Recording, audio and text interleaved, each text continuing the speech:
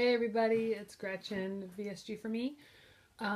Today is Wednesday, March 15th, 2017. You're watching Proof Weight Loss Surgery Works, and once again, I'm your Tuesday vlogger coming to you on Wednesday. So sorry, we had a bit of a dud of a blizzard, in my area at least, and my daughter didn't have school, and I forgot. So the topic this week, why did you have weight loss surgery? How did you first learn about weight loss surgery as an option? And did you know from research before surgery how your life would be today? What do you wish you knew before surgery that you only learned from being a post-op patient? This is actually going to be short. I have a taco meatloaf in the oven. I'm cleaning up the kitchen. My daughter's at Taekwondo. Let's get right to it. Why did I have weight loss surgery? I felt like I was at my wit's end and I wanted another option. So I had weight loss surgery fairly quickly compared to other people that I know. A friend of mine, I never really thought about weight loss surgery for me, and I didn't really know many people who had it. A friend of mine had this new procedure called the sleeve, and I never heard about that before. She had it in August of 2014, and she told me about it like the week after she had it, and I made my consult for the following month. So I had my consult in September of 2014, and I had my procedure in February of 2015. So I'm just over 2 years post-op. My pre-op program was fairly short, 3 months of dietary supervision with weight check-ins.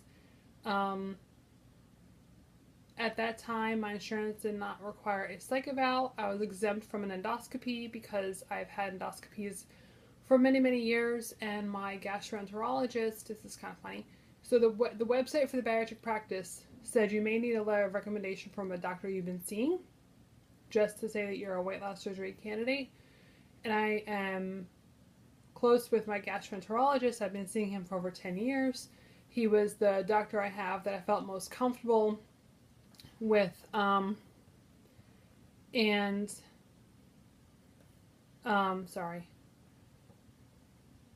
texting my husband to stop texting me when I'm making this. So he wrote me a letter that he sent right to the practice, and I didn't realize what he wrote in it. And luckily for me, he said that she does not have Barrett's esophagus. There's no need for an endoscopy, so I was exempt from that part.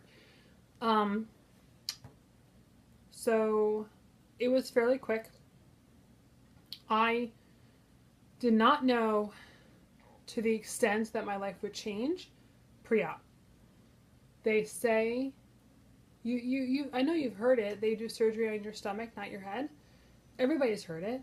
You have no idea the scope and the magnitude that this surgery will have on you, let alone change your life.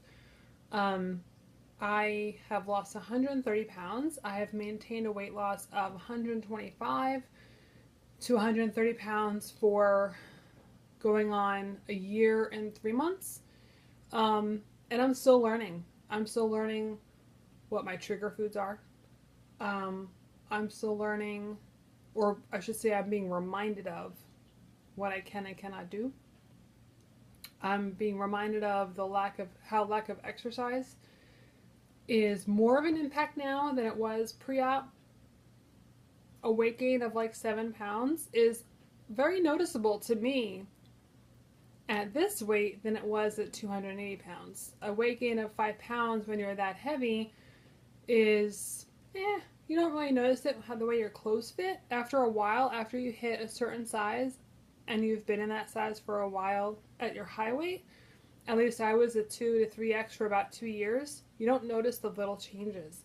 And if I don't exercise, and I'm kind of in an exercise slump right now, some of my clothes are fitting differently.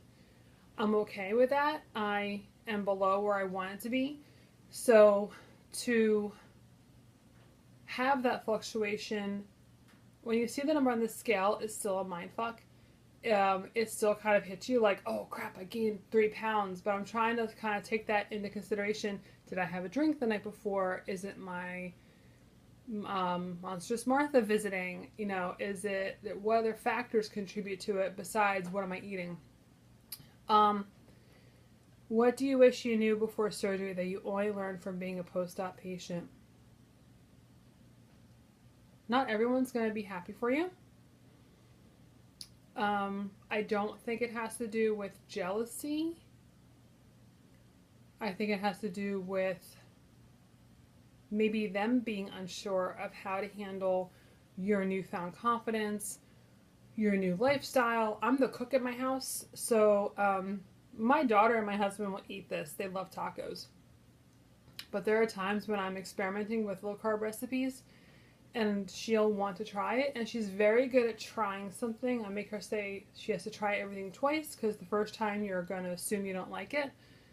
But they're skeptical, you know. They're a little. I'm a little more adventurous with my cooking now than I was before. So no, I didn't know a whole lot about weight loss surgery pre-op in terms of how it would affect me. I never heard of the sleeve a month before my consult, and now it's the most popular procedure in the bariatric practice that I went to. And the majority of people that I am friends with through the community had the sleeve as well. That's not to say you can't relate to people who had the band or the bypass or the switch or a revision, or have thought about surgery and didn't go through with it, or had it denied by insurance and eventually went through with it. Everybody can relate to some stage of the struggle. Everybody can find something to relate to when it comes to, oh my god, all I want is coffee and I can just drink coffee, which is my new obsession, I guess, if you will. There's my meatloaf almost done. So, yeah. I wouldn't change anything. Big post-op complication of a blood clot kind of scares the shit out of you. But at the same time, I wouldn't change anything, and you're still learning. You think you know everything about weight loss surgery or the procedure, or somebody had this side effect, or somebody had this success. Doesn't mean it's going to happen for you, but it doesn't mean it can't either. So I think the biggest thing is just to keep supporting each other and keep reaching out if you have questions. Somebody will have the same struggle as you. The outcome may not be the same, but there's always somebody that can relate to something that you're going through. You are never alone in this. That's for damn sure. And if you ever feel like you're alone, you watch this channel. Anything that you could think of has been covered in this channel for 8 years now. So continue to watch us. There'll be a new update later this week. I hope everybody has a great week and makes great choices, and I'll see you next week. Bye.